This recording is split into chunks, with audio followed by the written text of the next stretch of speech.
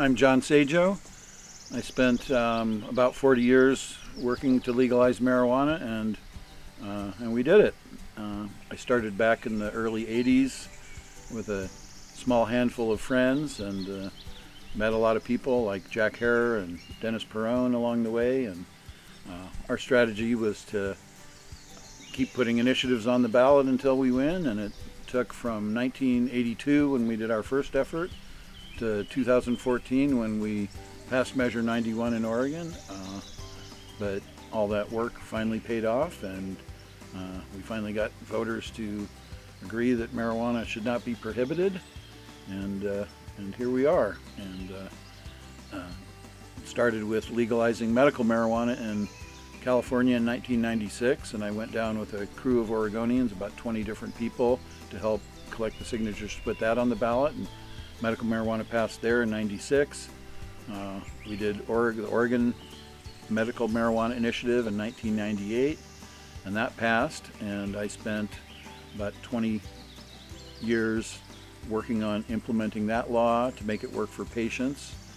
Formed an organization called Voter Power that put on medical marijuana clinics and put initiatives on the ballot to improve the medical marijuana law. At the beginning, patients could only designate a caregiver to grow for them. There was no place to buy marijuana. It was a system that really didn't work for most people, and so we continued to work for dispensaries, and then eventually legalization. And after repeated attempts, we finally succeeded, and now we live in a world of legal marijuana, and I'm proud to have been a part of it. So what does the word legacy mean to you? Well, I think of legacy as leaving something for the future, really. And I think what I feel like my legacy is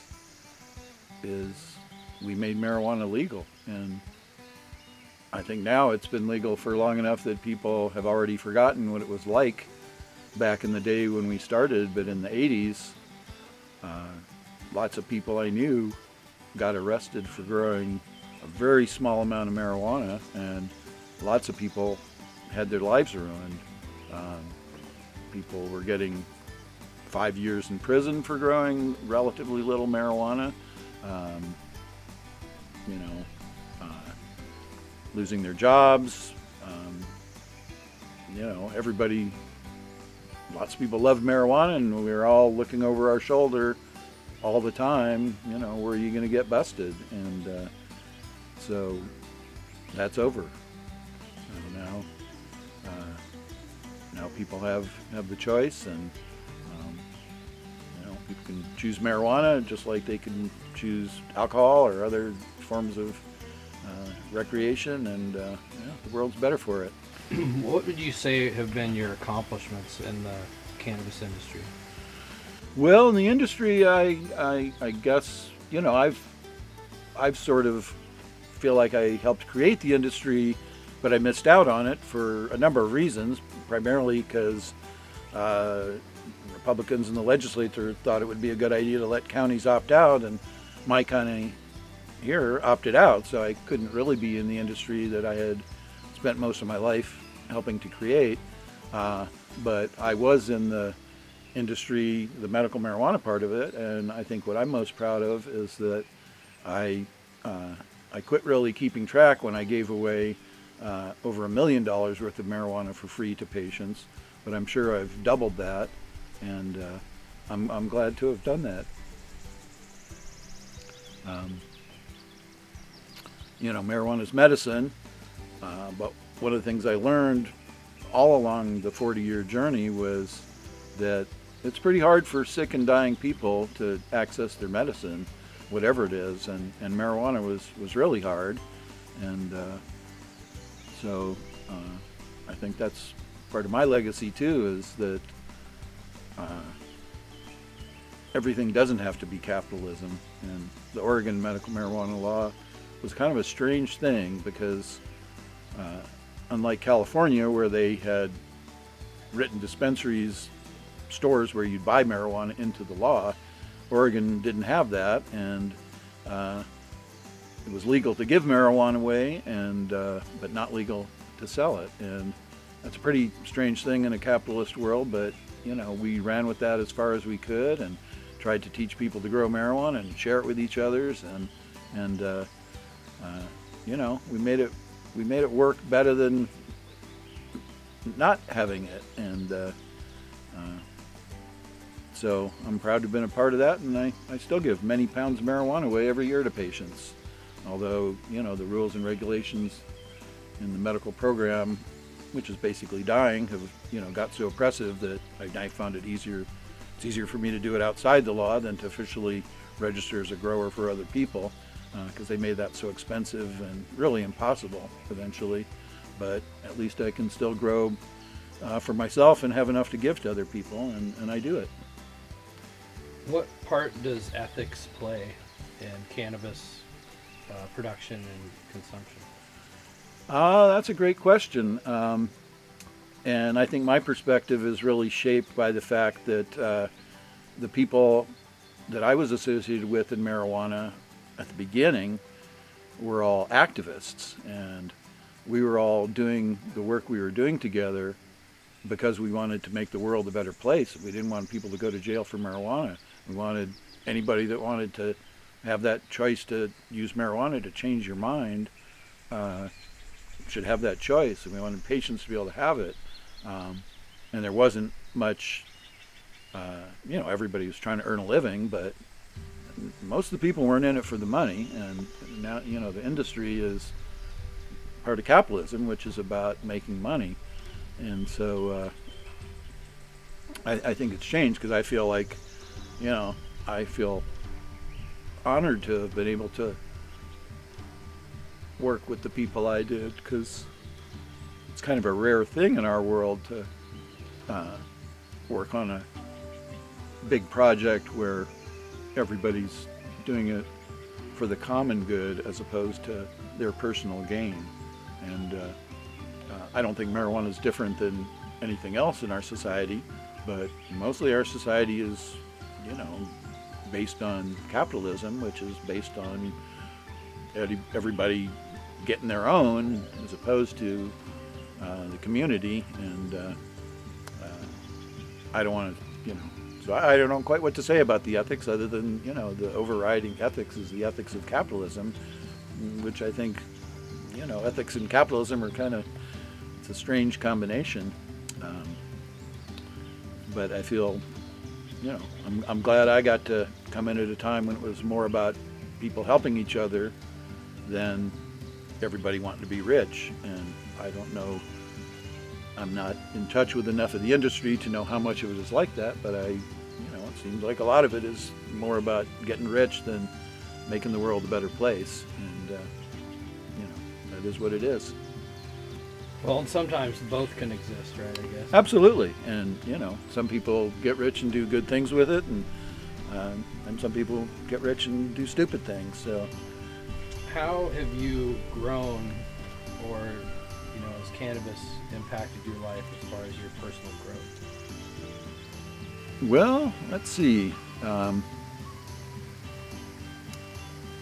I think, cannabis affected my life in the sense that, as a kid, I grew up around a bunch of drunks and didn't want to be like that. And really, I saw cannabis as a much more positive alternative way to alter your consciousness, and ran with that. And, I drink a little, but, I enjoy cannabis much more. And I'm glad that we live in a world now where everybody can make that choice, because cannabis is better. As far as the cannabis community, what does that mean to you, and how important is it? Well, there's different cannabis communities. I mean, the cannabis, when I think of the cannabis community, mostly I think of the people that I worked for decades with to change the laws. And, that community has changed, and, a lot of people were older than me and have passed on. And so that community has changed. And the new community is the industry and the consumers, and I don't know as much about that, and it's different. But I do still think cannabis can be a unifying thing and can create community, and I appreciate the work that you do, because you're one of the shining examples of the cannabis community, is people coming together as opposed to all competition and try to get the customer so the other guy doesn't get the customer. And that's a good part of it. And I hope the good parts of the cannabis community can survive capitalism. And kind of remains to be seen, because I look at it out there, and we've succeeded in ending marijuana prohibition, but we certainly haven't made the laws into what they should be. Right now, cannabis is insanely overregulated, and that has terrible consequences for a lot of people. The regulations favor people that are already rich. That's what all regulations do. Cannabis is no different. And, I think that's unfortunate. I mean, a home grower is limited to growing 4 plants, but a billionaire that owns a bunch of cannabis stores in multiple states isn't really limited at all. So the limits are all on the poor people and not the rich people. And I guess I hope a new generation of activists comes along to make this industry better than it is now, which is better than prohibition. But there's a lot of work to be done. I mean, cannabis is legal, but I can't grow 5 plants, and cannabis is legal, and 90% of Americans support medical marijuana, but you can't use medical marijuana in a nursing home or assisted living or a hospital, and that's insane. Remains one of the safest therapeutically active substances known to man. That's a description from Francis Young, who was a judge in one of the marijuana cases, I think even in the 70s. Here, cannabis is super safe. Everybody thinks it should be medicine, but the people that need it the most, and when they need it the most, it's really difficult. And just, a friend of mine and I tried to open a cannabis lounge in Oregon, and we were too soon. It can be done, but it's somebody's got to have a lot of money to fight for a lot of rule changes and fight a lot of bureaucracies. And marijuana is legal, but there's no place where I live in this county where I can go sit down with my friends in a public place and enjoy cannabis together. And that's insane. There must be thousands of places where people can go get drunk together and then go home and beat their wives, but there's no place where you can get together and enjoy cannabis. So when I think of the community and the industry, I hope people remember these other goals that need to be fulfilled. You know, marijuana is not really free yet. It's legal under circumstances, but you know, even poor people that live in Section 8 houses, you know, I know a woman that moved into Section 8 housing recently, and she's afraid to smoke marijuana in her own home. It's not, you know, it's against the rules somewhere. So there's a lot of work to be done, and I hope people from the industry who have the resources to make changes spend some time working on it, because it can all be better than it is now. And I know a lot of people are struggling, and it's hard to fight for better rules for everybody when your own business is, you know, you're trying to figure out how to make the rent. But people got to do it, and you know, my generation of activists opened the door. We have a cannabis industry now. Let's see what we can do with it. What about you now? Where is John now in the cannabis world? What are your plans for the future? Well, I guess as far as the cannabis world, I'm mostly happily retired, and I have my lovely property here, and you know, freedom, because I live remotely from mostly other people. That, you know, I feel like I enjoy, you know, freedom that most people just dream of, and you know, I got involved with cannabis because truth, justice, and freedom were important to me, and I guess I'm still pursuing those things in different ways now. So I'm mostly trying to enjoy my life. Cannabis is a big part of it, and I probably am going to write a book. I'm kind of working on it a little bit. You know, some history and just my journey, what we used to call the Ganja Trail, and trying to figure out how the things I learned along the way fit in with the modern world, which is a whole new set of challenges to freedom, truth, justice, and freedom. You know, they're all challenged in many ways and by modern life, and so I guess I'm hoping I can still make some impact on those bigger issues. So you've been a judge for the Growers Cup for 10 years now. This will be your 10th year. What has the experience been like for you? It's been a lot of fun. I mean, it's been really very educational, just to get to see, you know, that much good weed, and as a grower, it's good to know, you know, what's the competition like out there. Not that I'm actually competing with people in the industry or anything anymore, but that part was, you know, really, really wonderful, just to see that much good weed. It was always a little frustrating because I'd see good weed, but I wouldn't know who grew it or what strain it was till, you know, much later, and so that was kind of a frustrating part. But it's been great, and you know, a great event, and you know, I honestly wish there was more stuff like that in the community, just where people came together and celebrated, and so I'm really happy you've kept it together all these years. All right, anything else you want to add, or? No, I guess my message is just, hey, anybody watching this video, make the world a better place, and hopefully cannabis can inspire you to do it, because if everybody makes the world a better place, it'll be a good thing.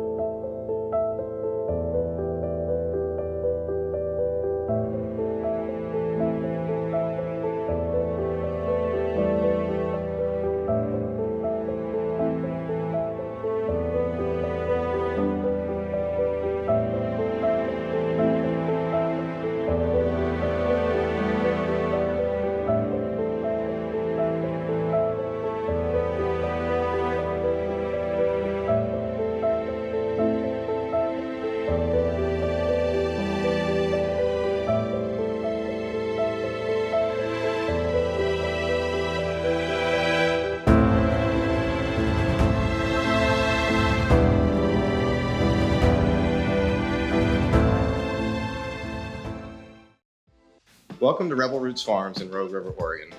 Here, we craft cannabis products for all different types of people in all different varieties. Portable, convenient items such as vape pens and tinctures for those on the go, along with premium dabbables like live rosin and diamonds. Our infused funny honey can make any day a holiday, and our THC and CBD Rick Simpson oils are widely recognized for potency and effects. We focus on capturing the natural essences of the whole plant with full spectrum extractions and natural cannabis terpene infusions.